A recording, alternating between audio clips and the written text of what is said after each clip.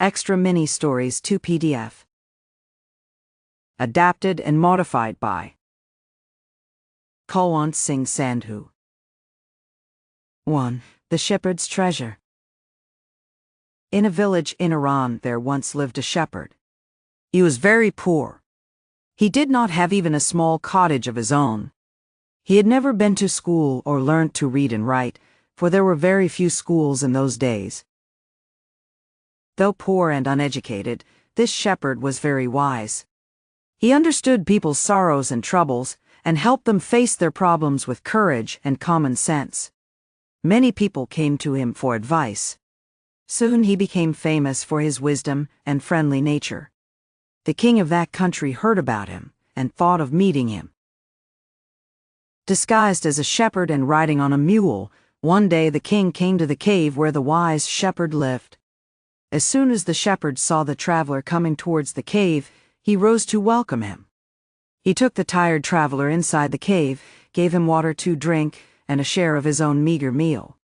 The king rested for the night in the cave, and was greatly impressed by the shepherd's hospitality and wise conversation.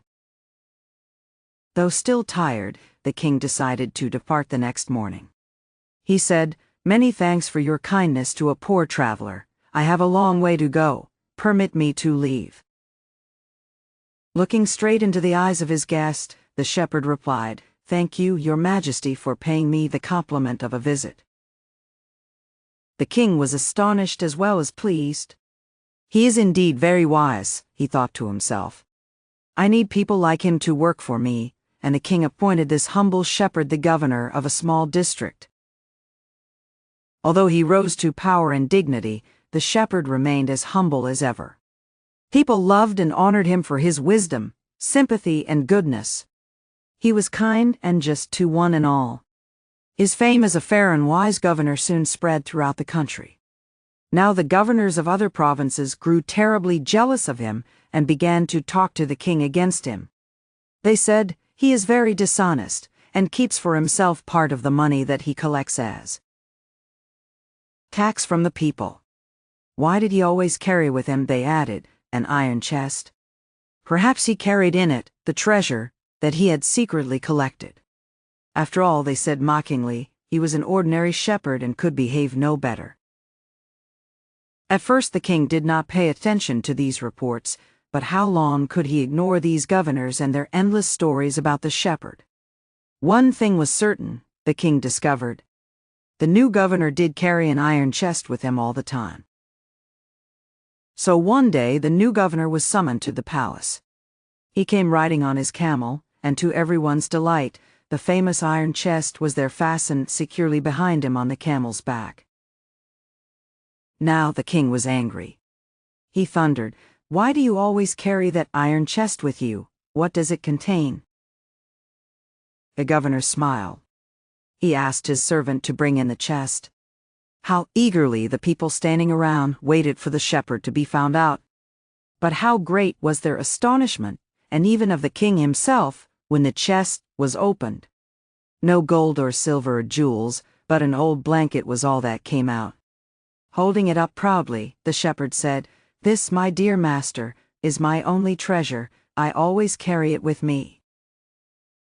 "But why do you carry such an ordinary blanket with you? Surely you are the governor of a district," the king asked.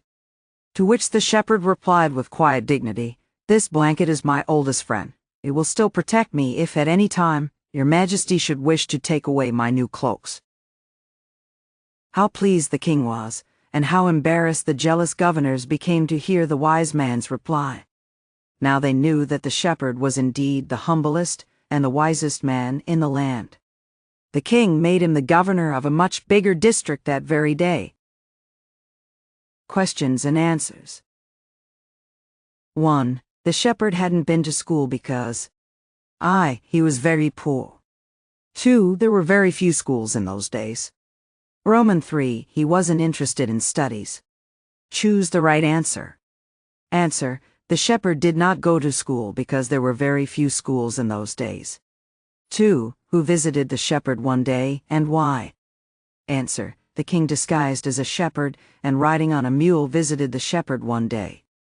Although poor and uneducated, the shepherd was very wise, and understood people's sorrows and troubles, and helped them face them with courage and common sense. The king heard about him, and therefore wanted to meet the shepherd, who had become so famous for his wisdom and friendly nature among the common people. 3. Why did the other governors grow jealous of the shepherd? Answer. The other governors grew jealous of the shepherd because although he rose to power and dignity, he remained as humble as ever. People loved and honored him for his wisdom, sympathy, and goodness, and his fame as a fair and wise governor soon spread throughout the country. 4. Why was the new governor called to the palace? Answer. The other jealous governors told the king that the new governor was very dishonest and kept for himself a part of the money that he collected as tax from the people. He stored it in an iron chest, which he carried with him all the time. When the king grew tired of their stories and could not ignore them any longer, and also noticed that the governor did carry with him the iron chest at all times, he summoned him to the palace to find out if what they said was true. 5. Why was everyone delighted to see the iron chest on the camel's back? Answer. Everyone was delighted to see the iron chest fastened securely behind him on the camel's back, because the counselors had warned the king that he was dishonest and stored all the treasures that he collected in the iron chest. They were convinced that now that he had brought the iron chest with him, it would be opened, and his dishonesty would be revealed to the king. 6. What did the iron chest contain? 2. Why did the shepherd always carry it? Roman 3. Is it an example of the shepherd's humility or wisdom, or both? Answer. The iron chest did not contain gold, silver, or jewels, but an old blanket. 2. The shepherd carried the blanket with him, always, because it was his oldest friend, and would protect him if at any time His Majesty decided to take away his new clothes. Roman 3. It is an example of the shepherd's humility and wisdom, as even after he was appointed as the governor, he still remained a humble and a wise man. 7. How did the king reward the new governor? Answer. The king made him the governor of a much bigger district that very day. 2. The old clock shop. Christmas Eve had arrived. As last-minute shoppers were going home, a thick white sheet of snow lay over Salt Lake City, USA. Yet the lights were still burning in the old clock shop, as Ray, its old deaf owner, worked on a clock he had sold that day. Having finished his work, Ray stood up and was on his way to the back room when a cold rush of air from the front door hit the back of his neck. He turned to meet a last-minute shopper, but his old wise eyes told him that this was not a shopper. He saw two men, one in his 20s, the other closer to 50. The younger man remained at the door. The older man approached the counter, with no sign of friendliness in his eyes. Ray was able to hide his growing fear as he slowly pushed a notepad and a pencil across the counter. He smiled at the unfriendly face, then pointed to his ears and shook his head from side to side. A quick look of surprise changed the man's face as he studied the notepad, then turned and said something to his friend. Ray used the chance to look closely at the man, paying attention to the shape of a gun and a restless hand in the man's right coat pocket. Anger boiled within him, but it was kept down by an inner voice that said, "Be still." He wrote on the notepad, "May I help you?" For the first time, the older man looked directly at Ray and smiled. A cruel, mocking smile. They both understood why he was there, why his friend remained at the door. They looked like men who were down on their luck and were now ready to try something they would later be sorry about. The clocks ticked on. Ray calmly wrote another message. "Have you come to pick up a clock or watch?" Then he pointed to the loan board filled with hanging clocks and pocket watches. He was not a pawnbroker, but at the same time couldn't say no to the needy people who placed their old watches or clocks before him for anything they could get. He loaned more than he should. They would be there when the owners wanted them back, at the same price he had paid, with no interest. Then the older man seemed to feel a little easier, took out his hand from his pocket and quickly looked at the watch on his wrist. "How much will you give me for this?" the man wrote. Ray noticed a little shame in the gray eyes looking at him. The watch was nothing special, and yet had great powers. It was something to exchange, a way out of a bad situation. Knowing that great need had brought the man to his shop in the first place, Ray asked, "How much do you need for it?" The reply came back on the notepad, "Whatever it's worth." Ray reached into his cash box, pulled out a $50 note, and passed it into the man's hand. As they shook hands, Ray looked into the man's eyes. They seemed to say, "Thank you?" They both knew the watch wasn't worth that much. Before turning to leave, the man wrote, "I will be back to pick it up as soon as I can. Merry Christmas." The little story ended on the half hour with the clock striking all together. The timepieces, which had been looking on silently all the while, rang out the time with such feeling that even Ray thought he could hear them. Their sweet musical message was filled with hope. The timeless message of peace on earth, goodwill towards all, was felt by the three men who stood in the old clock shop. Questions and answers. 1. What made Ray think the visitor was not really a shopper? Answer. One of the two men who visited Ray was in his 20s, the other closer to 50. The younger man remained at the door. The older man approached the counter, with no sign of friendliness in his eyes. Ray observed the shape of a gun and a restless hand in the man's right coat pocket. Ray's old wise eyes told him that the visitor was not really a shopper. 2. Why do you think he had come to the shop?